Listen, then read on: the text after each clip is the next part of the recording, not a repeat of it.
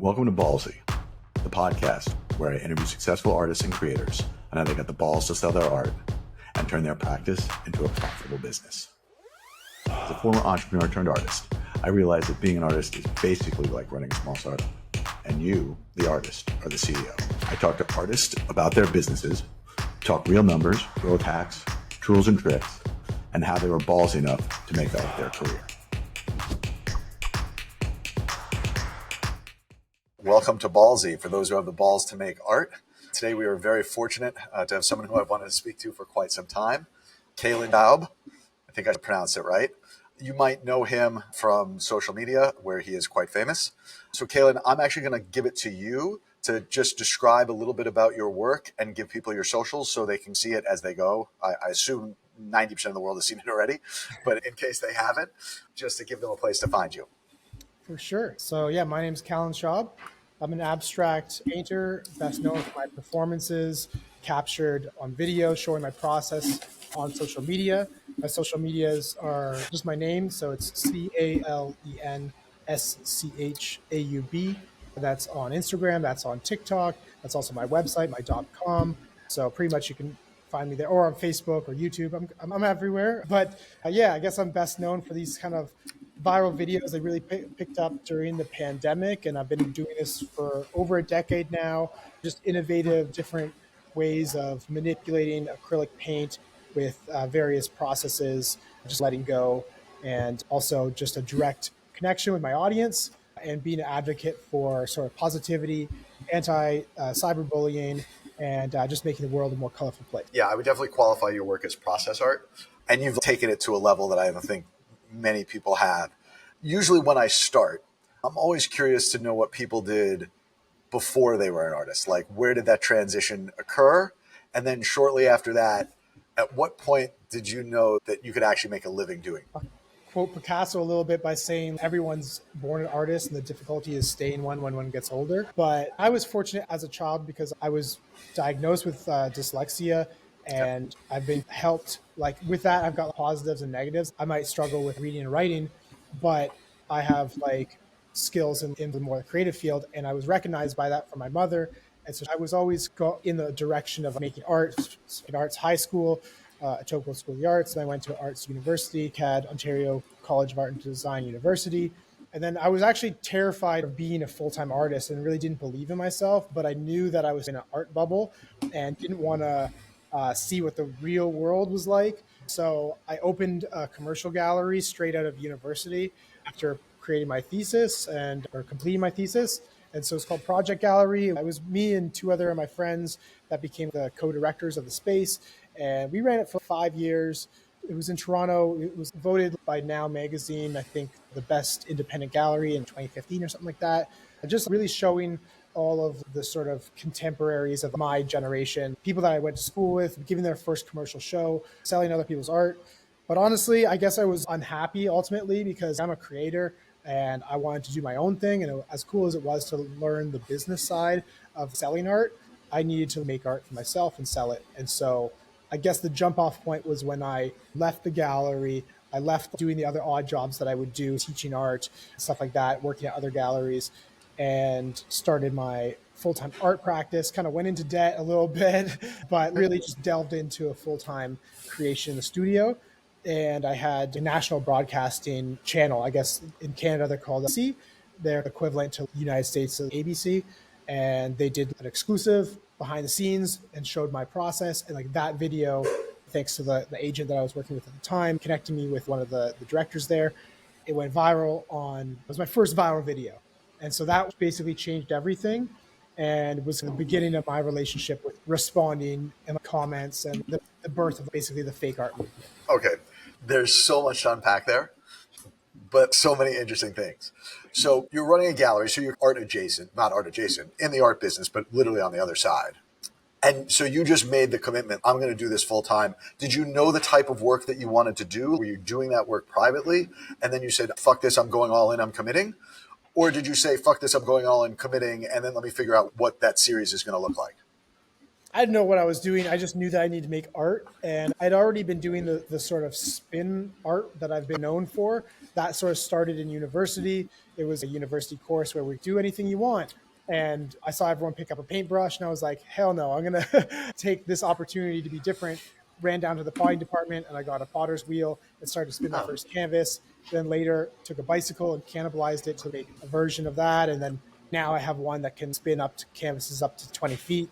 It's come a long way. It had many iterations, but no, I didn't really fully know what kind of art particularly. I knew it was going to be abstract.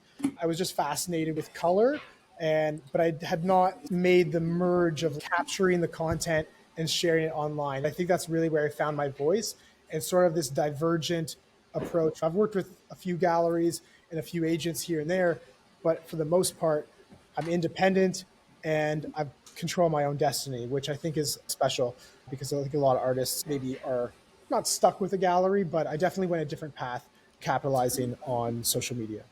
Yeah, that's why I'm super fascinated to talk to you, because I think that path is a new path. And I'm really compelled and interested about said path because I've just started the journey that you're on. So I don't understand as much, but I'm hopefully going to learn some. And so I like that you said, just because of a lot of the people who watch this are young artists coming up and things like that. And the two things that kind of stuck with me was I went all in and I went into a little bit of debt to do it, but you did it, right? So when you start art's a business, right? And sometimes you have to invest some capital in your business. So I appreciate the honesty that you believed in yourself, you believed in something, and then you poured it into what has obviously turned out to be a fantastic choice. Yeah, and it's something I've had to thank you. It's definitely that leap of faith and that follow through. And I've had to renew that sort of contract with myself many times. I've had my hopes and dreams shaken many a time it's been over a decade now of doing this. So the path of growth and career is not linear. Like you take risks, especially if you're plan to or try to be a pioneer, which I don't like to self-reference that term for myself, but whatever. I try to do things for the first time. And by doing that, you naturally stick your neck out. And so I've taken some hits and it hasn't been the first time I've had to go into financial situation, but pulled myself out. But I think that's just the nature of like really building a business and you have to take some risks. So I'm going to talk a little, I normally don't talk too much about art, but you mentioned the fake art movement. So can you just dive into that a little bit? Because I know you categorize yourself. Explain it, and then we'll talk about it for a sec. Sure. So the fake art movement, I guess it turned into a movement. It started off as like fake art was what people were calling my work. I think out of context, people see it online, they see a little 30-second video or whatever, and they hit up the comment section and they say, 5-year-old could do this, anyone could do this, your artwork. And so that sort of at the beginning really negatively affected my practice because I took that to heart. I'm like, oh, like maybe I'm not good or whatever. But then I have changed my thinking about it. That negativity has actually got really nothing to do with the person that they're attacking. It's more of a self-projection, and they're really just exposing themselves and the difficulty that they're having. Maybe they didn't have an opportunity to go to art school, or maybe they haven't been exposed to art or aren't doing exactly what they want to be doing. Maybe they still don't believe in themselves. It's a lot to believe in yourself. And so it could be a projection of their own insecurities, fears, or doubts. And so the fake art movement is like a reclamation of that term and being like, okay, you're going to say that about my work. I'm already going to say that about my own stuff. And also I'm going to respond with I'm going to back it up 2 steps. I've got like a 3-step process for responding. So it's either block, ignore, delete, which is a totally valid thing to do if you don't have the energy or like really nasty comments. That there's a reason why there's those tools there. Use them. The second thing is screw the hater, which is a popular one, but that one starts a little bit of a war. And it's good to defend yourself as well. There's something to be said for being like, I'm not standing for this, and putting up a defense. But my favorite one, and the one that I like to use the most, is show love to the hater. And that one is where the empathy and the compassion comes in, where you're thinking like, they're saying this about me, but it's not really about me at all. It's their own thing. And so what I'll do, if you're not familiar with my work, is I'll take the negative comments, I'll print them out onto canvas, and then I'll sort of swirl some like colors over top of them. I'll keep the person that commented or whatever anonymous, because it's not really about them. I'm taking a stance against negativity in general.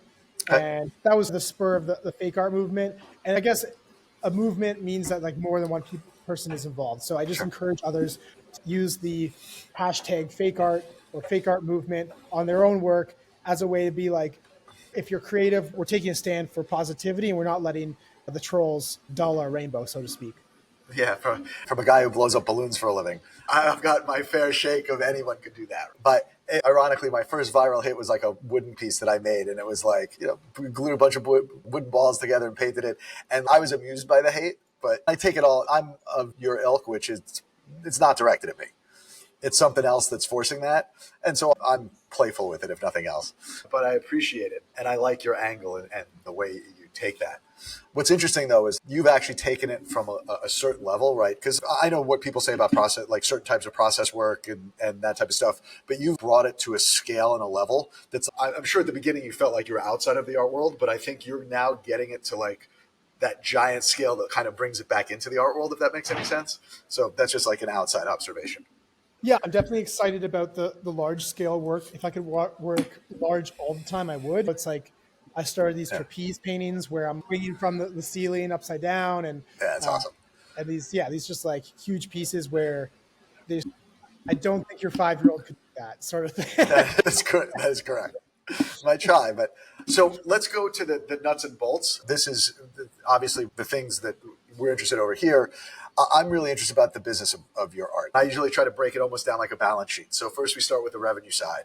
And so the question I have is, just so the audience knows, what kind of works do you sell? Is it prints? Is it paintings? Is it sculptures? Is it editions? Is it NFTs? Is it like, what is that mix of product look like for you? What does the mix of art look and feel like? Literally everything you said and more. Okay. Okay, go give me the full list. Yeah, the full list. I've really commodified everything. So I'll take a canvas and I'll put it onto the spinner and I'll do a piece with that. Then that canvas sells. Then I have a trapeze that swings over top that like deploys the paint. And the deployment device, let's call it the cradle, I sell as a piece. The troughs I sell. Then if there's any remaining paint, I pour it onto a sphere or a skull or a heart, and then I sell that. The clothes that I wear get splattered in paint. Not the clothes I'm wearing right now, but most of my clothes are covered in, and I sell the shirts and the jeans and the shoes as well. And then I call it the arena. So there's a 360-degree barrier around the blast radius, the zone where I make all the mess, where the magic happens. And there's canvases lining it. So there's one behind here, and it captures all the spray. I call it the confetti pop series. Those turn into works. And then there's actually another massive canvas on the floor, which just I'm walking on top of, and all the mess and all, it captures all that, and that turns into a piece as well. Then the video, I'd not only use it to put onto social media platforms, try to monetize it if I can. I'm in Canada, so it's a little bit more difficult.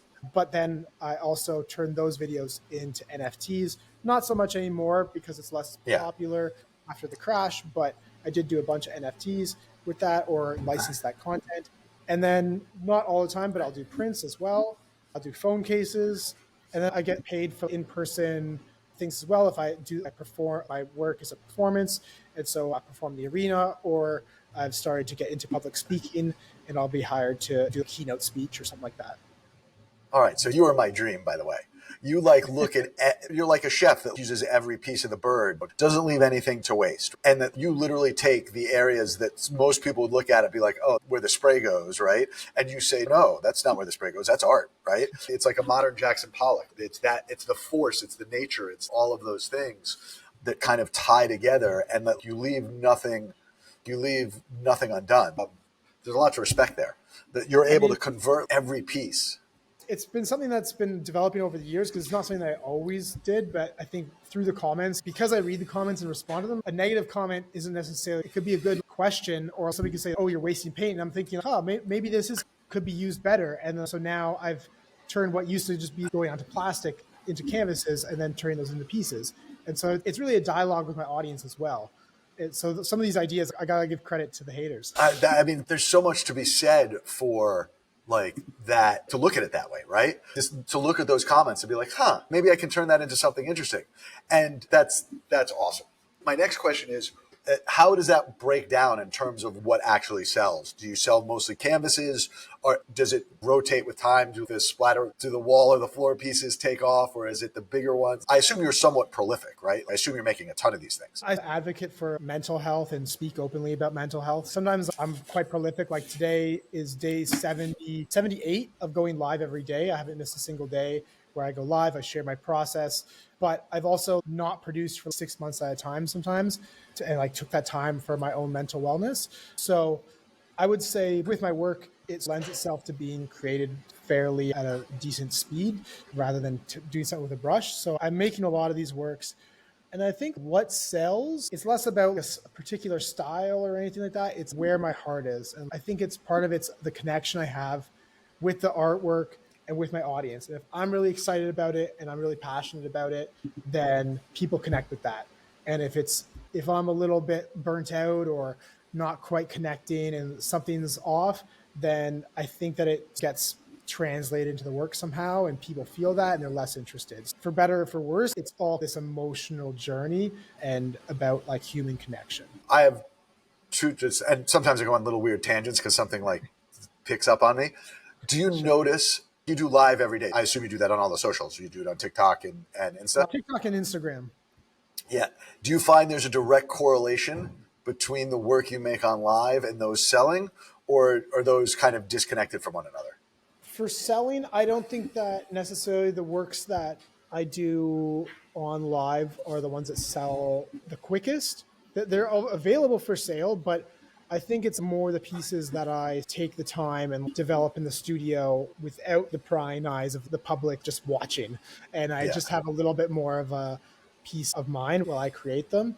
The large one I sold recently with one of my trapeze works, and that's a 10-foot by 10-foot piece, and it took me a lot of setup how I was going to grab the paint and trapeze from the ceiling and swing and everything. I'm not doing that live. It doesn't lend itself a nice 30, 40-minute thing to put on social media. It was a whole project that took me weeks to tool everything all together. So I think, it's not necessarily... What the lives do is they really help. And a lot of my business is about working in collaboration with the algorithm. I think a lot of people complain about the algorithm. I've even complained about the algorithm, but it's really something that we've made, and it's made to service the audience, and they want to see the good stuff. And if the stuff's not good, it's not, the algorithm's probably going to reflect that. It's where people blame the algorithm. Oh, the algorithm, I'm shadow banned, or I'm this, or I'm that. And it's no. So by going live every day, I'm working with the platform and saying, hey, this is what it takes. You do have to post like 3-4 times a day and make content specific to each platform and go live quite often. And I'm not doing all of those things, but I'm doing some of those things and trying my best. And that strategy of just, I guess it's algorithmic hygiene. Ooh, another good one. Dude, collaborating with algorithmic hygiene are my two new favorite. I'm stealing both of those. Fantastic. Something, it's funny because I don't think most people think about that in terms of what it takes, like some of the things that it takes to make that go. When did you know that you were like, what you had mentioned at the beginning, there was one TV thing that you did, was a viral hit. When did you know that you had a viral thing on your hands? It's been a journey, ups and downs. That was my first time when I first got to see millions of views crank up there and watching it with my mom, being like, oh my gosh, look at the views. I'll just mention it now just because it's my all-time highest one. And I just posted it 2 weeks ago, but it went to 250 million views. Oh, stop. Yeah. Please tell me you got some ad dollars from that. Zero, because I'm... Oh, there's no ad dollars in Canada? Not for Instagram and not for TikTok. Interesting. Yeah, Instagram took it away here. They used to pay a little bit. They took it away. But then TikTok has a thing. If it's over a minute long, they're starting to pay out again. Okay. This is like 7 seconds. Okay, then no. Wow, 250 million views? Yeah. That's a lot, man. Yeah, that's what, 20% plus of a billion? It's a lot. Like, it's insane.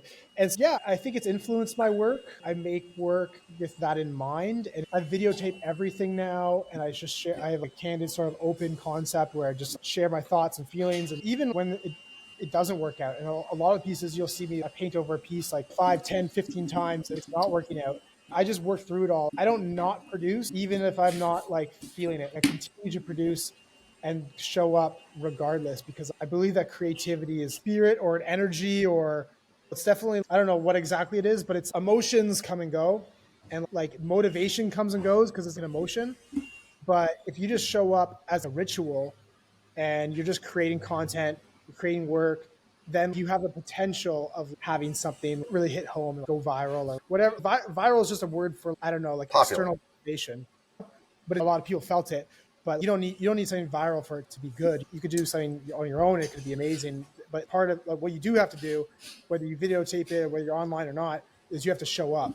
And so I'm just a big advocate for that sort of ritual of we're making art every day, regardless of whether we feel like it or not.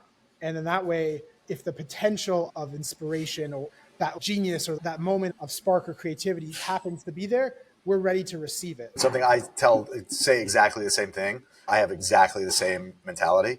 If I waited to be inspired, I'd still be waiting, right? And to be perfectly honest, half of the things that have turned out to be really successful in my life are mistakes I've made. That, like the showing up and doing when you didn't want to, that actually looks cool. Let me go down that road. And so I'm a huge advocate of that school of thought.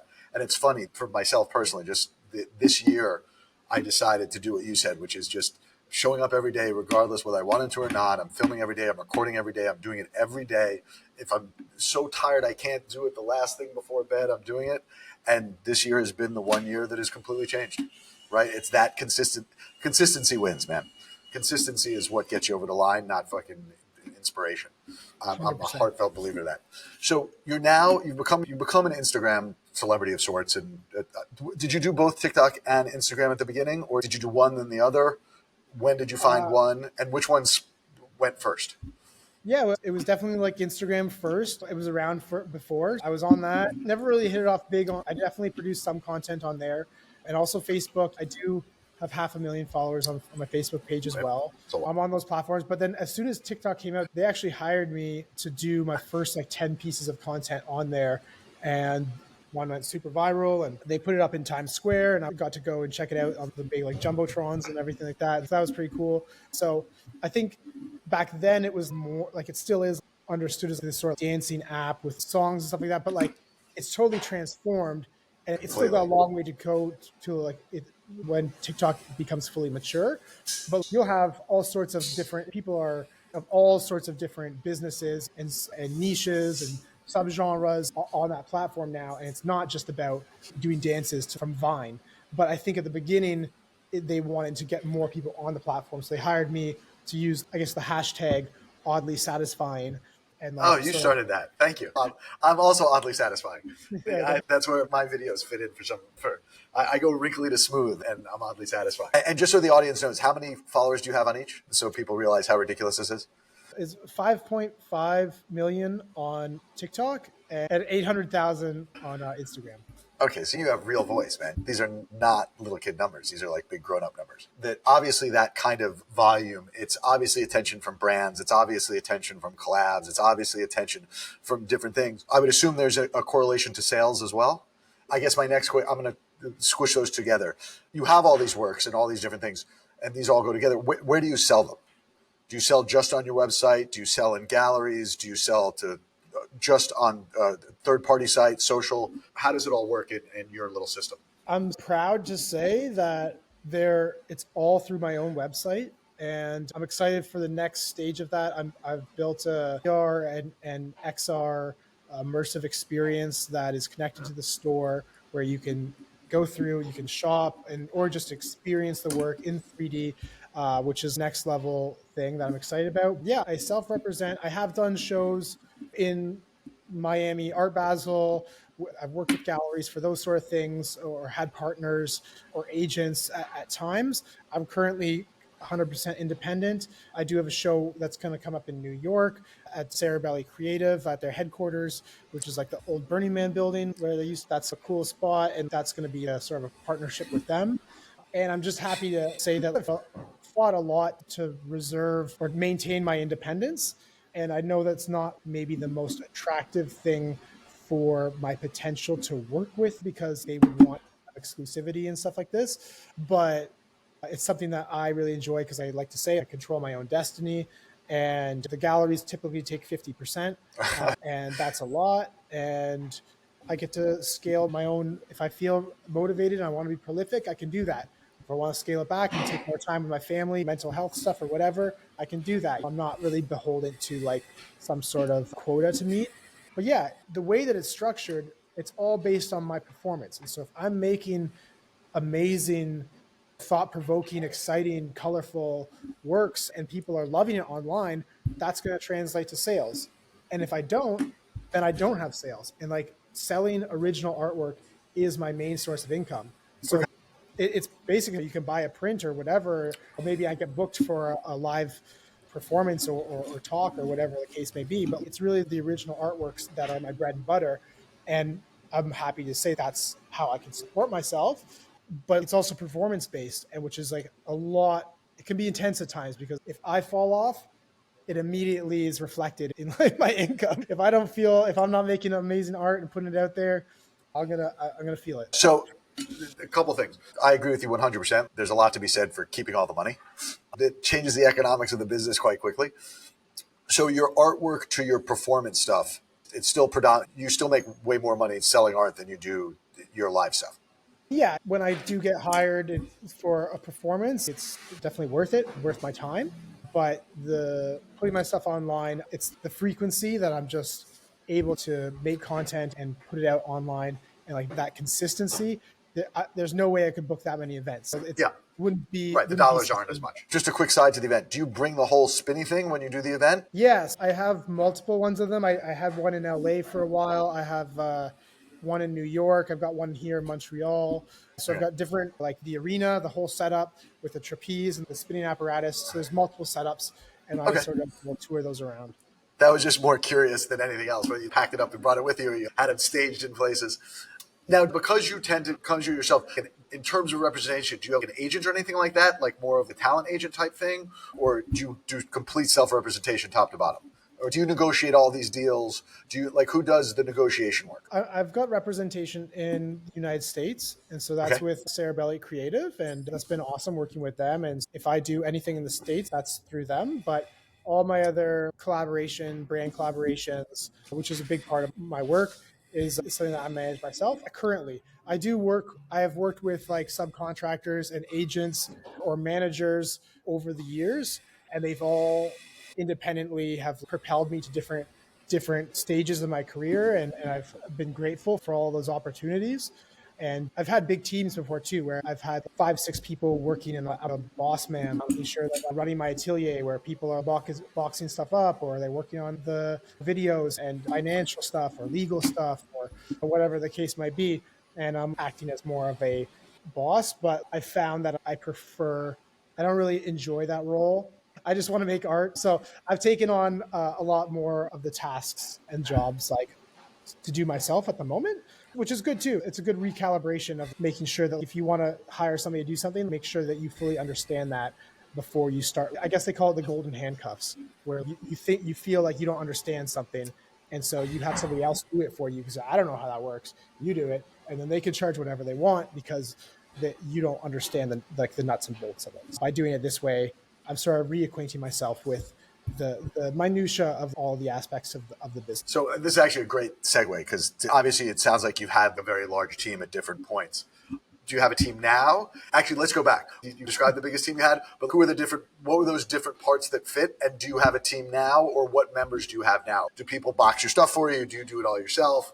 Like, I've heard the gamut. Yeah, no, I've really scaled back. I'm doing all my shipping myself. Really? Yeah, God yeah, bless. but I've had sometimes 2 or 3 people helping, but it's also volume. I was doing a lot during COVID, during my color therapy series. But I bring people in when I need them. It's per project, and so right now I'm just keeping it more closer to my belt. I do have a video guy that works with me on a consistent basis.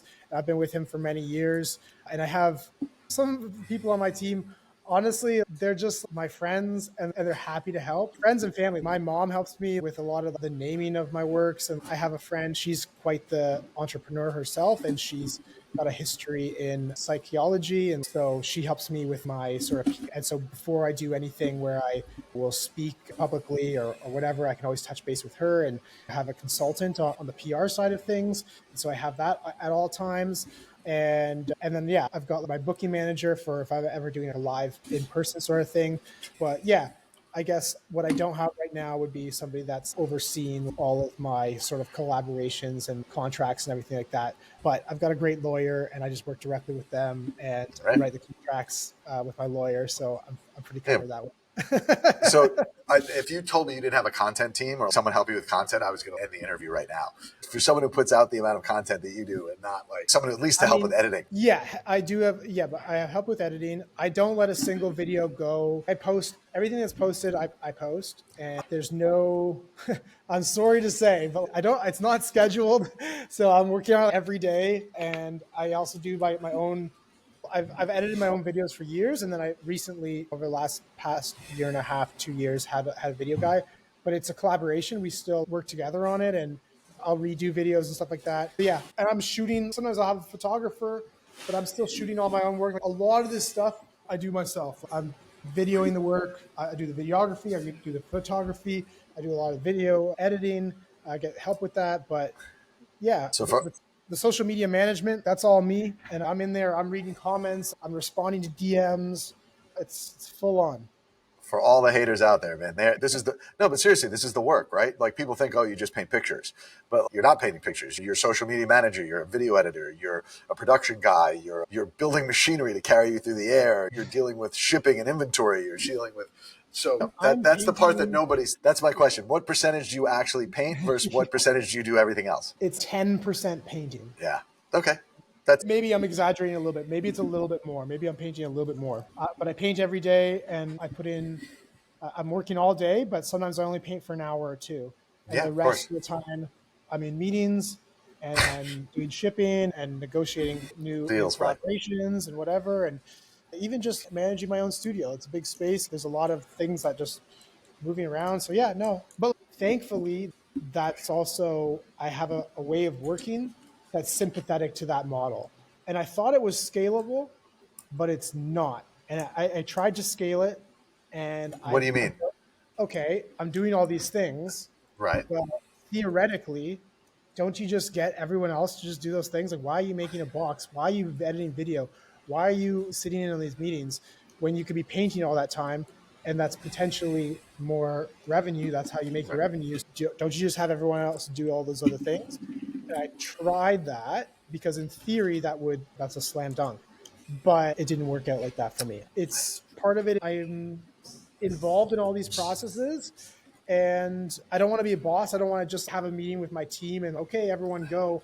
And also there's an accountability too, because it's like, if you have a team, you have to be doing that much more revenue in order to pay salaries to support that.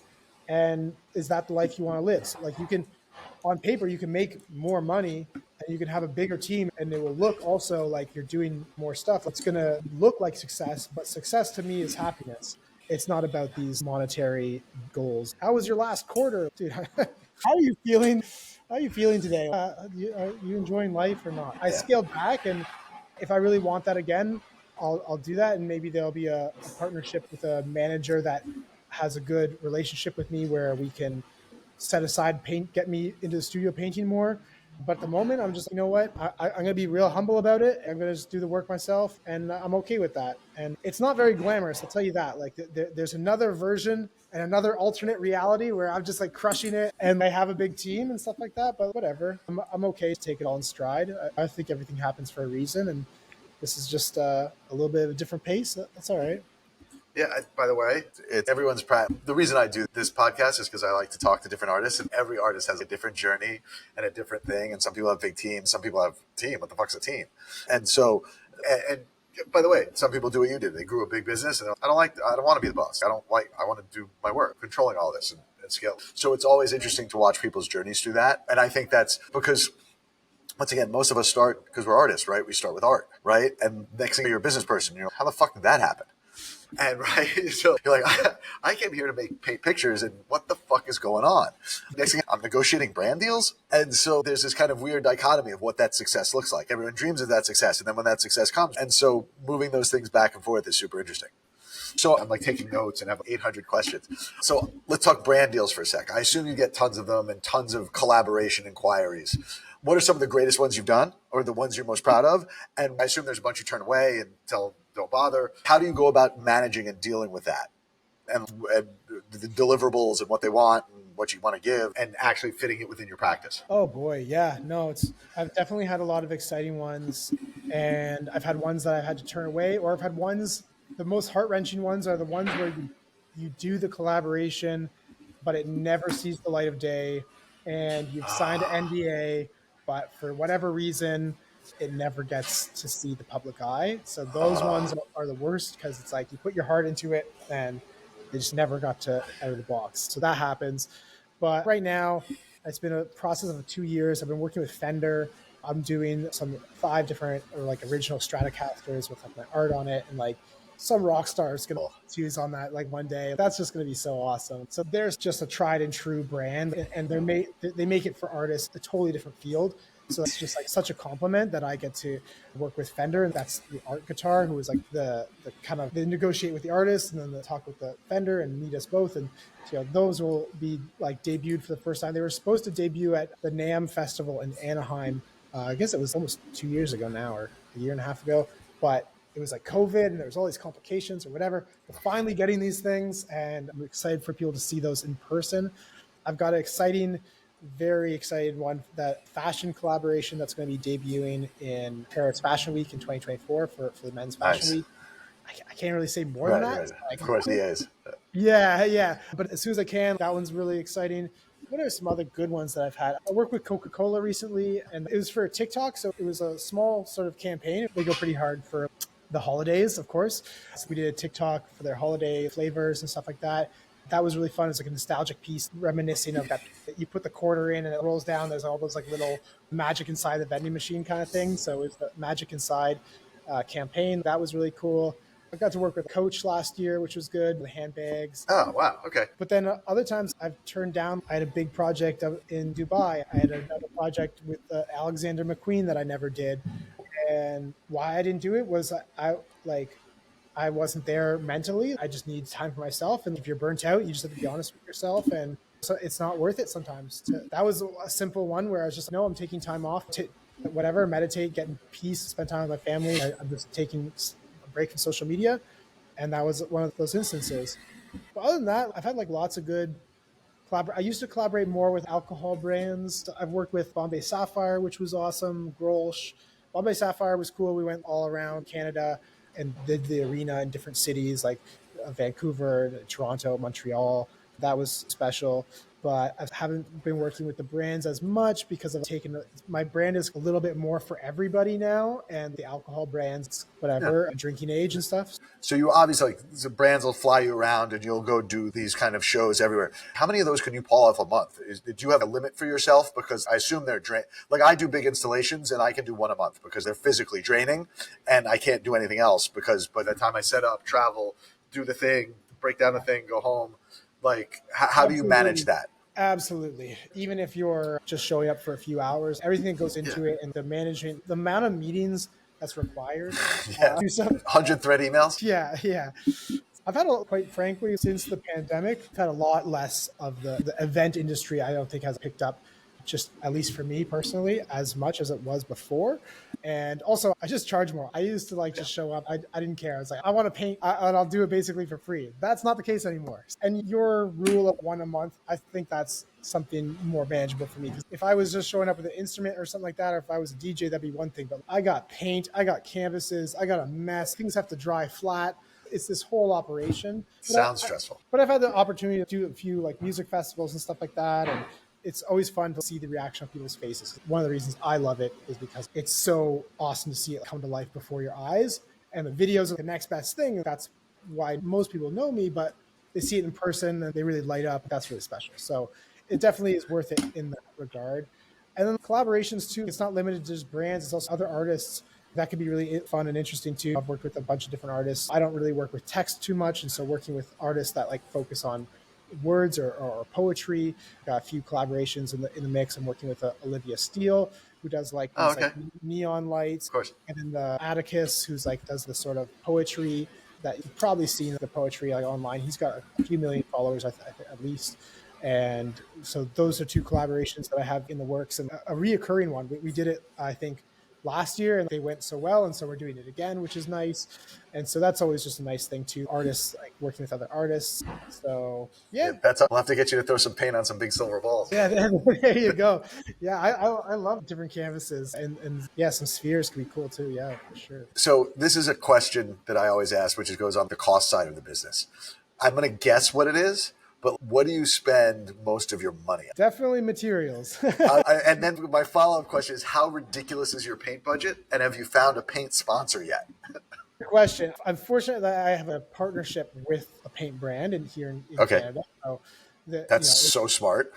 yeah, so I definitely do have a sort of, I guess, a discount. I do a certain amount of social media awareness for them, and that gives me store credit, which is great. So that's with TryArt, and they've been fantastic. And they're like, I love that they're Canadian, and I love their colors. And so that's been an amazing partnership that I've had for years. I also have a similar agreement with the canvas maker that I have. They're Faux Cadres Canal, and they are here in Montreal. And so I got my canvases, and there's another art store, Desires. I was there. I guess they're, what was it? They're I don't know. They're not their representative, but there is some word for it. But I was there. You're a brand ambassador? Yeah, brand ambassador. Sure, that's the one. For a while with them, and so I had some credit that way. So I've been able to offset the costs, but at the end of the day, I'm still absorbing all of the canvas and material costs and studio costs. And how many gallons of paint do you do a week? it depends on how crazy I'm getting with the colors, but some of my paintings, one painting itself will take 5 to 10 gallons of paint. Oh my God. And those are the large scale ones. If I'm working large, I could be going through with the trapeze work, and they don't all work out. You got to do multiple attempts. And what percentage don't work out? That's a great question. I hadn't even thought of that. What percentage are a fucking total abomination? I share most of my failures, and so you'll see there's. And what qualifies a failure? When I dump paint over top of it and basically start from scratch again. Okay. It just is that because you don't think it looks right, or is that because like it just does something weird chemically and it just turns gray? Maybe a combination of both, but I'm looking for. I've done at this point over 1,000 paintings, probably more, way more than that. Yeah. But listed on my website, there's over 1,000. A lot of them have sold. The vast majority are sold, but doing that amount of work, you're still looking for inspiration. And sometimes we talked about inspiration before. Sometimes it just doesn't show up. And whether that's in your approach, maybe I'm falling into old patterns, same neural pathways, and I'm grabbing the same colors, doing the same things. And what do they say? Madness is when you have the same thing over again, expecting different results. And so sometimes I do fall into that sort of madness, but I work through it. I'll paint over it and over it. And sometimes, and that's an honesty that I just share with people. Sometimes I'm not feeling it, but maybe going through that process of being destruction comes creation, and a phoenix is born through the ashes or whatever. But in terms of paint budget, I would say, I don't know. I don't know if I spend 100,000 a year, or it's definitely thousands and thousands. Oh, that's awesome. Yeah. That's the advantage and disadvantage of being prolific. When I sell art, what do? I'm a pretty humble guy in my own respect, so I just buy more paint. That's just it. I can paint more. Great. That's the formula. So I limit these things to an hour. We've already blown through the hour. I still have 100 questions. I might have to have you back for like round 2 at some point, because I don't feel like I've even scratched the surface in some respects. But as we're coming to the end of this, I always ask 3 questions that I'm always curious about from an artist. And one is they're back and forth to each other. What, as an artist, do you think your biggest mistake was? And that's followed by, what do you think your greatest achievement was? Those go in a pair, and then there's one more. Okay. Wow. Sean, biggest mistake. Huh. Yeah. I've had so many, it's hard to find the best one. I think mine changed from interview to interview. Yeah.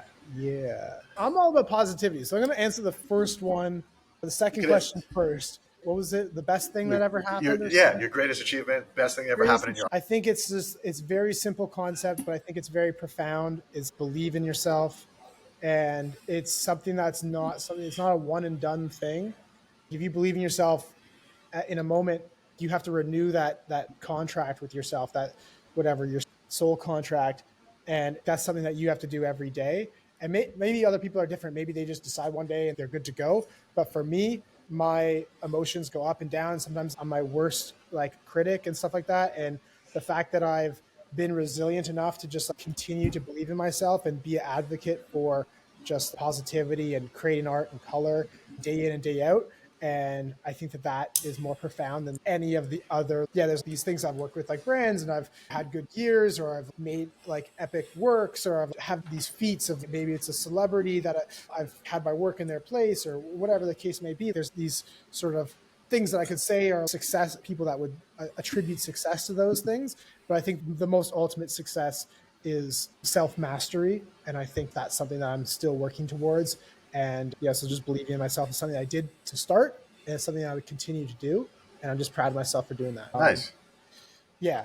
But by the way, self-doubt is real, and fucking believing in yourself and showing up every day, especially in art, especially publicly the way you do, it ain't easy, man. No, it's not. It's not. And feeling like you're constantly in the public eye is a thing as well. I'm not like a celebrity, a huge celebrity, but in my own little way, I do have a responsibility to uphold myself to a greater standard, because there's this whole thing, which is I've created this brand, which is, it's not really me. I'm just this guy, but I've created this brand, the Callen Schaub brand, which is the ideals and the things are things that I believe in, but they're greater than me. I can't make the world a more colorful place, but maybe this idea can. And I believe that creativity is a group project. By myself doing it, I hope that it inspires others. And and maybe the world can be a more colorful place because I'm just encouraging others and they can just do it as well. And all of us together. And more colorful, what do I mean by that? And more colorful that's a big concept. We'll get into that in part 2. But yeah, that was my positive thing about believing in yourself. The negative thing, like worst thing that has ever, biggest mistake, man. I guess this one's double-sided, and I guess it kind of, the reason why you have your question structured like this is because they might be related. But it's like the best thing about my brand is I never went down the gallery sort of path, and I really just cut myself off from that as a potential because I went so hard on the self-representation and social media. It wasn't like that before. I don't want to toot my own horn, but I think there's a lot of artists now that are a lot more self-sufficient selling their stuff via social media. 1,000%. And I've been doing it for a while now, and that wasn't a thing before. You didn't put your artwork, it was the old model of you have to talk to the gallery sales director to request a price list and they audit you. Are they a client that they want to like share the collection of that artwork with? And it's this whole sort of system, which is, I don't want to bash that system and scenario. I've added this to my repertoire, and it's been added in the greater scheme of the art market in general. Is now this is a thing that people do now. And so I guess if I really wanted to be truly a fixture in the art world in a big way, I would have had to play that game. And at some point I made a decision that I wasn't. And I will never, maybe long-term, maybe talk to me in another 10 years, maybe another 20 years. And maybe I do get somehow accepted into that status of being like one of the greats, but in a way I've let that go because I know that in order to do that, you need to play the gallery, museum sort of exclusivity game. And I just didn't do that. And I'm direct to market, and it's shaped me to who I am. And I've also been able to connect with a lot of my clients and make my artwork more accessible. And really, it's been an amazing journey. So I don't regret that, but I definitely think that it was a change in course, and it did have a definite cost for sure. Once again, we live in different times, and what you've done is amazing. You have 5.5 million followers, right? It just goes to the power of what you're doing. So I think it's super impressive, and that the vestige of that system still exists, but you don't need it. And you can function more than well enough without it. I think that's a testament to now and the future. And it's impressed me. That's why we're here talking, because I love seeing this shit. So the last question I always ask is, what advice do you give to other artists? Any tips or tricks or a thing you would tell other artists that are coming up? Yeah. Do this, don't do this. You've said it throughout this whole interview, so it's almost repetitive at this point. Yeah, surround yourself with good people. There could be negativity out there online. Don't let it affect you. Just follow your heart and keep making the work that you're excited about. Do all the stuff in terms of documenting your work and your process and just media, and do a good job capturing everything that you're doing process-wise, the final results. Get that stuff on your website. Your website is great, but also your social medias are free, and they are unprecedented opportunity for exposure. And so really take that seriously, even if you are an artist that has gallery representation or an agent or a manager that's taking care of you and you have clients and stuff like that. A huge opportunity to be found just by taking advantage of these platforms. And sort of case in point of that, I've doubled down on those. And so I just say, take that stuff seriously. I took TikTok seriously when everyone didn't. And now people are thinking, yeah, really, yes. And just be gentle on yourself too. Everyone's at their own pace. Comparison is the quickest way to unhappiness. So don't compare yourself. Just believe in yourself and do amazing. I love it. That has been a great interview, and hopefully it will be part one because, like I said, I have 8 billion more questions.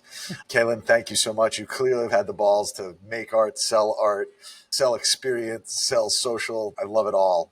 Thank you so much for joining. Once again, everyone, you can find his work at Callen Schaub on all the platforms, on all the socials, on all the YouTubes, on all the internets. Thank you again, and talk soon. Thanks so much, Sean. It's a pleasure speaking with you. Peace out.